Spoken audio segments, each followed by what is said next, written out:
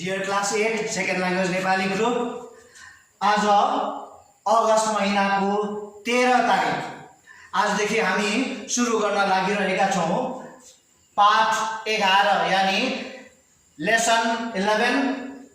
पाठको नाम 3 प्रश्न। त्यसपछि 3 प्रश्नको लेखक यो लियो टोल्स्टॉय। वास्तवमा यो 3 प्रश्न चाहिँ लियो टोल्स्टॉय यानी अंग्रेजी साहित्यकार, अंग्रेजी कथाकारले लेखेका कथा हुन्। त्यसलाई नेपालीमा अनुवाद गरिएको कथा 3 प्रश्न हामीसँग छ र यो 3 प्रश्न आजदेखि हामी सुरु गर्न लागिरहेका छौँ। Please take out page number 69 यानी पृष्ठ संख्या 69। ओके, अब यो संख्या पृष्ठ संख्याबाट यो 3 प्रश्न पहिले सुरु। सर्वप्रथम म गद्य पाठ प्याराग्राफ गद्य पाठ रिडिङ पाठ गरिदिन्छु। त्यसपछि शब्दको अर्थ बताइदिन्छु अनि म एक्सप्लेनेसन दिन्छु।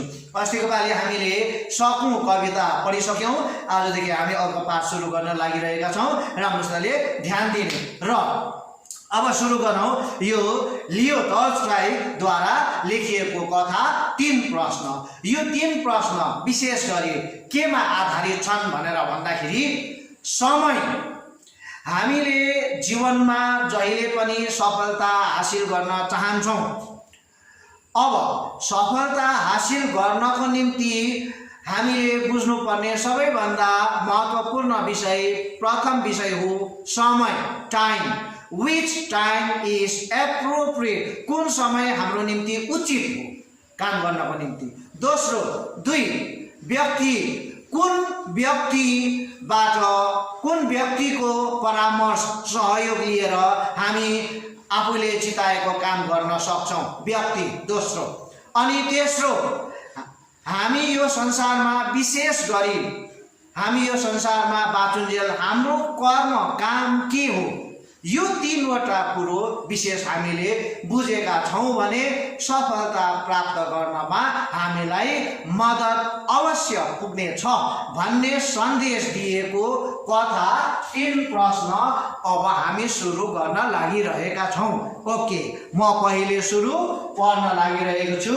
पृष्ठ संख्या 69 बाट 3 प्रश्न लियो टोल्स्टॉय। मैले यो कथाको सुरुमा जुन चाहिँ यो बाकस भित्रको मैले कुरो बताइदिए तिमीहरूलाई 3 वटा विशेष कुराहरू हामीले थाहा हुनुपर्ने। यो थाहा हुनको निम्ति हामी यो पाठ पढ्न लागिरहेका छौं। ल सुरु गरौँ है। म पहिले सुरु पढ्दैछु गद्य पाठ। पहिलो अनुच्छेद, फर्स्ट प्याराग्राफ। कुनै काम गर्ने उचित समय कुन हो? फर्स्ट क्वेशन, कुनै काम गर्ने उचित समय कुन हो? सेकेन्ड क्वेशन, मेरो लागि परम आवश्यक व्यक्ति को हो? मेरो लागि त्यो काम मैले गर्न लागेको कामको सहयोग पाउनको निम्ति मेरो निम्ति परम आवश्यक व्यक्ति, आवश्यक भनेको एकदम चाहिने, म शब्दको अर्थ पनि बताइदिँदैछु है। परम एकदम नजिकको, आवश्यक भनेको चाहिने काम लाग्ने व्यक्ति को हो? थर्ड क्वेशन, तेस्रो प्रश्न, मेरो परम कर्तव्य के हो? मेरो फन्डामेन्टल ड्युटी, परम कर्तव्य के हो? कर्तव्य भनेको आफूले गर्नुपर्ने काम अब के हो? यो 3टा प्रश्न। यी 3 कुरा जान्न पाए म कुनै कार्यमा असफल हुने थिइन भन्ने विचार एउटा राजाको मनमा आयो। पहिलो अनुच्छेद पढिसके। दोस्रो अनुच्छेद, यो विचार मनमा आएपछि उसले सारा राज्य, भन्नुको मतलब एन्टायर किङडम भनेको नि राज्यमा ढोल पिटाए, भन्नुको मतलब सारा आफ्नो राज्यभरि हल्ला भिजाए। एकदम सबैतिर उसको यो 3 वटा प्रश्नको उत्तर जान्ने इच्छा, जिज्ञासा राजाको के थियो यो बारे आफ्नो राज्यमा पुरा हल्ला भिजाए। जसले यी 3 प्रश्नका उत्तर दिन सक्छ उसलाई ठुलो इनाम भन्नु मतलब पुरस्कार दिनेछ भनेर राजाले घोषणा गर्यो। थर्ड प्याराग्राफ तेस्रो अनुच्छेद। यो समाचार पाएपछि राजा कहाँ विद्वान भनौँला एकदम ज्ञानी पण्डितहरू आए र 3 प्रश्नका जवाब उत्तर दिए, तर कसैले पनि सन्तोषजनक भनौँ मतलब सेटिस्फ्याक्टोरी, म शब्दको अर्थ पनि बताइदिँदैछु, यो पढ्दैछु पनि शब्दको अर्थ पनि बताइदिँदैछु, सन्तोषजनक भनौँ मतलब सेटिस्फ्याक्टोरी उत्तर दिन सकेनन्। कसैले के भने सबै उत्तर भिन्न थिए, अलग अलग थिए। राजालाई कुनै पनि उत्तर सन्तोषजनक लागेन। अब राजालाई सन्तोष लागेन। अब उनले एकजना विद्वान साधुलाई यी प्रश्नका उत्तर सोध्ने निधो गरे। अब फाइनली लास्टमा चाहिँ एकजना विद्वान साधु सन्त महात्मालाई चाहिँ यो प्रश्नहरू सोध्ने विचार गरेछन्। साधु एउटा जङ्गलमा बस्थे। उसले खोजेको, सोचेको, चिताएको त्यो साधु चाहिँ जङ्गलमा बस्थे। जङ्गल छाडेर उनी कहीँ जाँदैनथे। त्यो साधु, उनलाई भेट्न केवल साधारण मानिस आउँथे। त्यो साधुलाई जङ्गलमा भेट्न चाहिँ साधारण एकदम कमन पिपल, एकदम साधारण भनौँ मतलब दिन मन भएकोहरू मात्र जान्थे। र राजाले पनि साधारण भेष धारण गरे र साधुको कुटी भनौँ मतलब साधु ऋषि मुनिहरू बस्ने झोपडीलाई कुटी भनिन्छ, प्रस्थान गरे, त्यतातिर गए। कुटीको निकै वरनै उनी घोडाबाट ओर्ले भनौँ मतलब राजा हो, हिँडेर त गएनन्, घोडामा गएका थिए। अनि उनी सँगसँगै अरू उसको अङ्गरक्षक बडीगार्डहरू पनि थिए। अनि कुटी पुग्नुभन्दा निकै वरनै उत्रेछन्। अङ्गरक्षकहरूलाई त्यहीँ छाडी आफू एक्लै कुटीतिर लागे। अब उनी कुटीमा पुग्दा साधु बारीको माटो खन्दै थिए।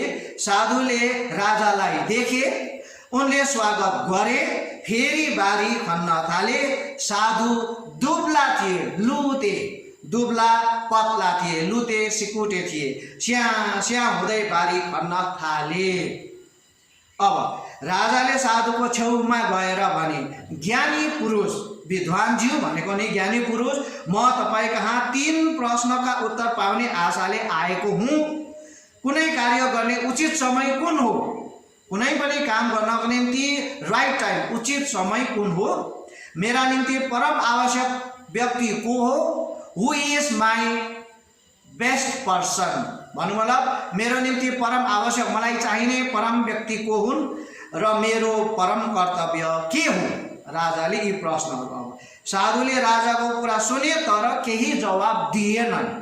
उनले फेरि हातको पसिना पुछे, फेरि कोदालाले माटो खन्न थाले। कोदाला भनेको चाहिँ त्यो फरुवा जस्तै हुन्छ, लामो बेड भएको अनि परैबाट खन्ने। अब यहाँसम्म मैले कतिवटा पढेँ भनेर भन्दाखेरि यो पाठबाट 1 2 3 4 5 6 7 8वटा अनुच्छेद, 1 प्याराग्राफ मैले पढिसकेँ। अब म यति बताइदिन्छु। रिडिङ गरे, शब्दको अर्थ बताइदिए, अब व्याख्यान। ओके। कुनै देशमा, एउटा देशमा राजा थिएछन् हो।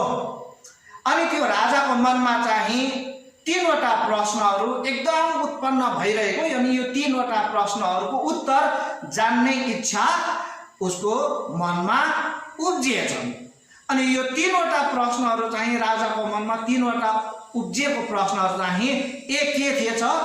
कुनै पनि काम गर्नको निम्ति उचित समय, एप्रोप्रिएट टाइम, उचित समय कुन हो?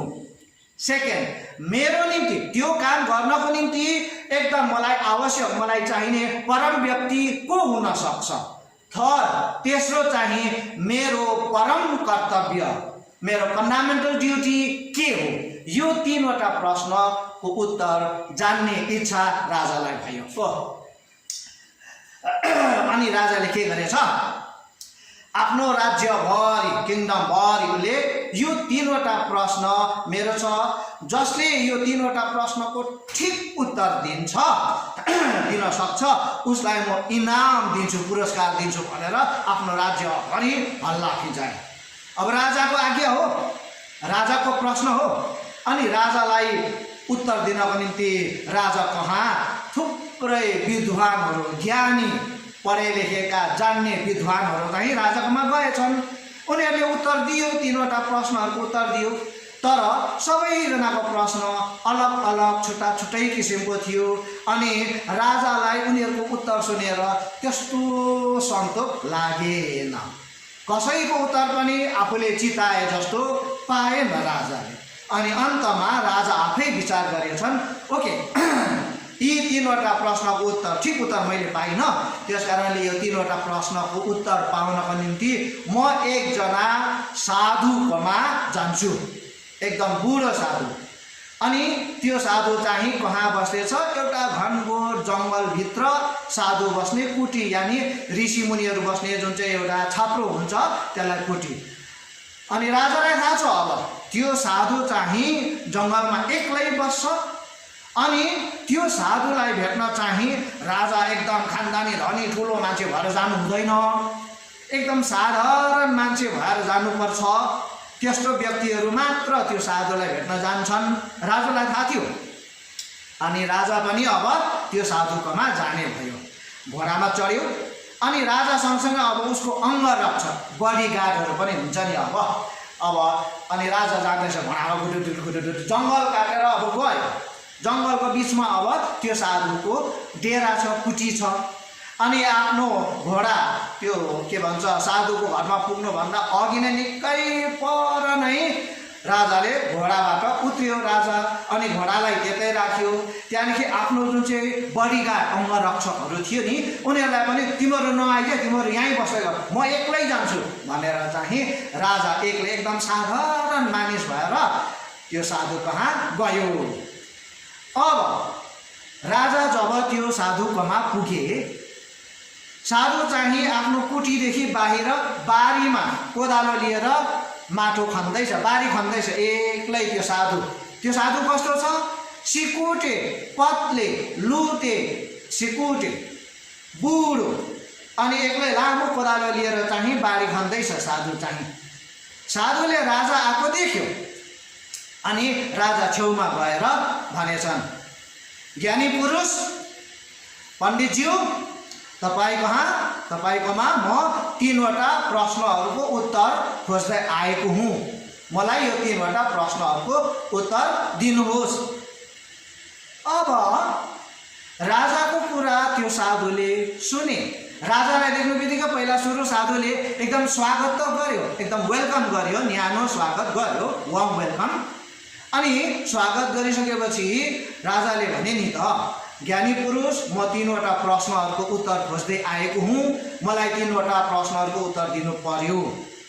त्यो साधुले फटाफट उत्तर दिएन, चुप लागेर फेरि बारी खनी बस्यो। साधु बिचारा पसिना सरी भएको थियो त्यो बारी खन्दा खन्दा। राजाले देख्यो। अनि अब राजाले साधुलाई के गरेछन् भनेर भन्दाखेरि साधुले राजाको कुरा सुने तर केही जवाब दिएनन्। उनले आफ्नो हातको पसिना पुछे, फेरि कोदालाले माटो खन्न थाले। अब यहाँसम्म है। राजा साधुकोमा पुग्यो, साधुले राजालाई स्वागत गर्यो अनि फेरि बारी खन्दैछ। राजाले आफ्नो विचार भन्यो, महाज्ञानी पुरुष म तिम्रोमा तीनवटा प्रश्नहरूको उत्तर खोज्दै आएको छु, मलाई तीनवटा प्रश्नहरूको उत्तर दिनु पर्यो। त्यो ऋषि मुनि, त्यो ऋषि, त्यो पुरोहित भनौँ या त्यो साधुले राजाको कुरा सुने तर केही ध्यान नदिकन माटो खनी बसे, बारी खनी बसे। आजलाई त्यहाँसम्म। त्यहाँदेखि उता के भयो अर्को क्लासमा बताइदिन्छु। आज we finish last line on page number 69, पृष्ठ संख्या 69 को अन्तिम लाइन, अन्तिम हरफ। साधुले राजाको कुरा सुने तर केही जवाब दिएनन्। उनले आफ्नो हातको पसिना पुछे, फेरि कोदालाले माटो खन्न थाले। त्यहाँसम्म आजलाई। अर्को पालि we continue from there. Till then, thank you very much.